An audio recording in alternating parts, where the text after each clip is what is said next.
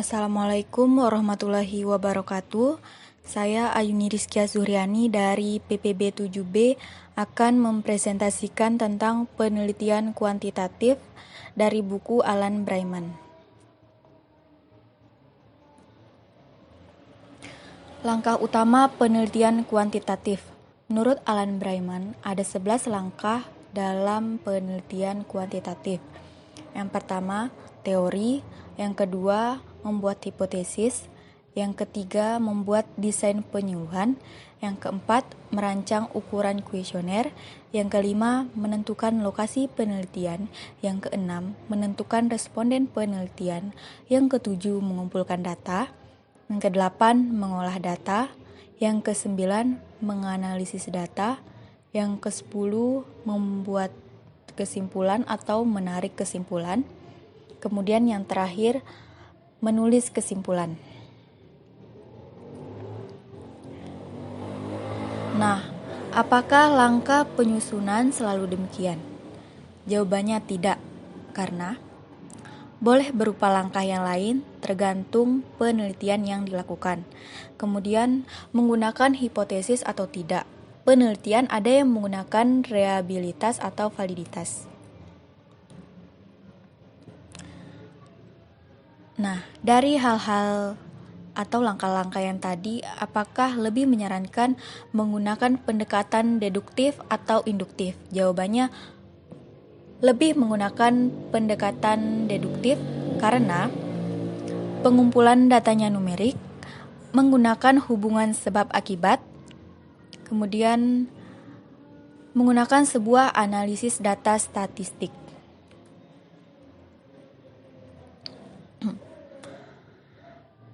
Mengapa pengukuran penting dalam penelitian kuantitatif?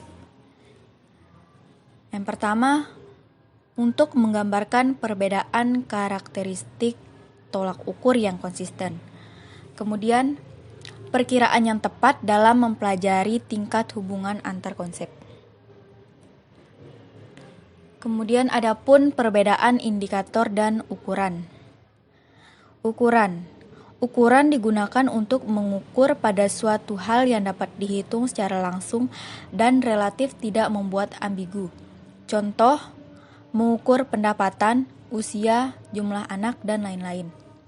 Kemudian indikator. Indikator digunakan untuk mengukur suatu yang tidak dapat diukur secara langsung. Contohnya, mengukur kekuasaan, mengukur besaran anggaran tahunan, dan lain-lain.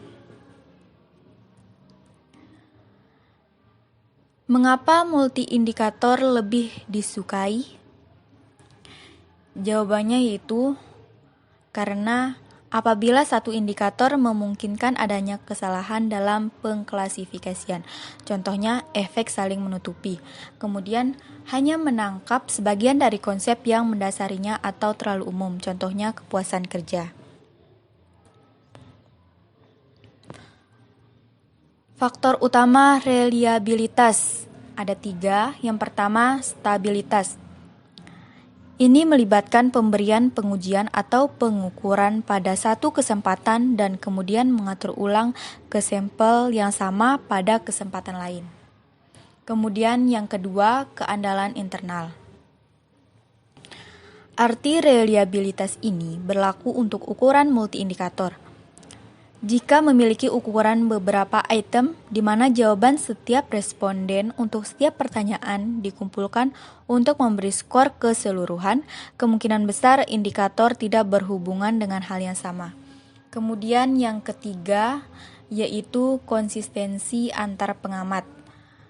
Masalah yang terlibat agak terlalu maju untuk ditangani pada tahap ini. Akan disinggung secara singkat di bab selanjutnya.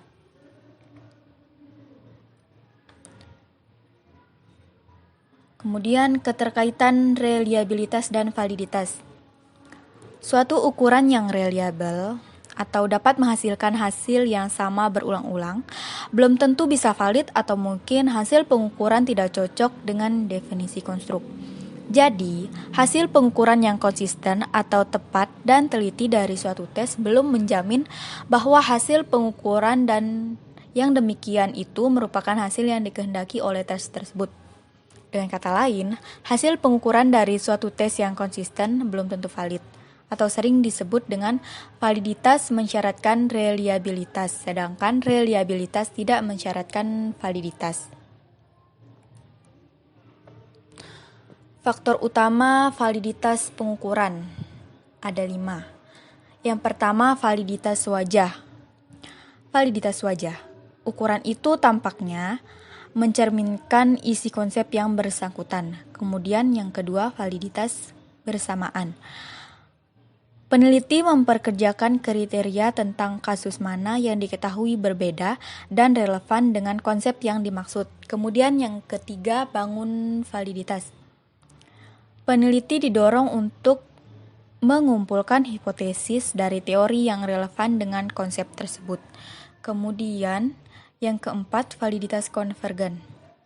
Validitas konvergen itu validitas suatu ukuran harus diukur dengan membandingkannya dengan beberapa ukuran. Kemudian yang kelima, validitas prediksi. Peneliti menggunakan masa depan untuk ukuran kriteria, bukan yang kontemporer seperti pada validitas konvergen. Kemudian, keasikan utama penelitian kuantitatif. Yang pertama, pengukuran. Perhatian paling jelas adalah dengan pengukuran. Suatu ciri yang hampir tidak mengejutkan dalam terang. Kemudian, yang kedua, hubungan sebab akibat. Peneliti kuantitatif jarang tertarik hanya untuk menggambarkan bagaimana keadaan, tetapi ingin mengatakan mengapa hal-hal seperti itu. Kemudian yang ketiga, generalisasi. Dalam penelitian kuantitatif, peneliti biasanya prihatin untuk dapat mengatakan bahwa temuannya dapat digeneralisasikan di luar batas-batas konteks tertentu tempat penelitian itu dilakukan. Kemudian yang keempat, replikasi. Ilmuwan sering mencoba untuk sangat eksplisit tentang prosedur mereka sehingga percobaan dapat direplikasi.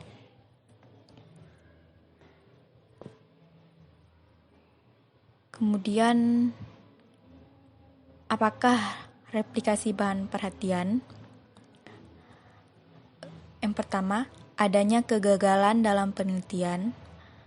Yang kedua, kurangnya objektivitas sehingga menimbulkan ketidakpercayaan. Kemudian kritik untuk penelitian kuantitatif. Yang pertama, penelitian kuantitatif gagal membedakan antara orang dengan institusi sosial dari dunia alam. Yang kedua, pengukuran memiliki artifisial, presisi, dan akurasi palsu. Yang ketiga, ketergantungan pada instrumen dan prosedur menghalangi hubungan antara penelitian dan kehidupan sehari-hari. Yang keempat, analisis hubungan antar variabel menciptakan suatu pandangan statis kehidupan sosial yang tidak tergantung pada kehidupan masyarakat. Mengapa selalu seperti ini? Hasil akhir penelitian sosial seringkali bukan yang terakhir. Dalam arti masih bisa dilanjutkan oleh siapapun yang minat.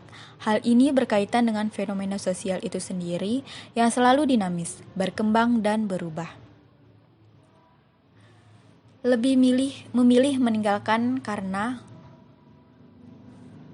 yang pertama masa lalu, yang kedua biaya, dan yang ketiga kelayakan.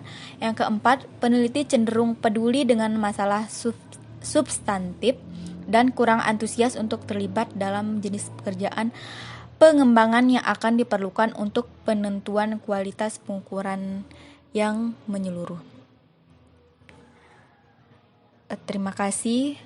Sekian presentasi dari saya. Wassalamualaikum warahmatullahi wabarakatuh.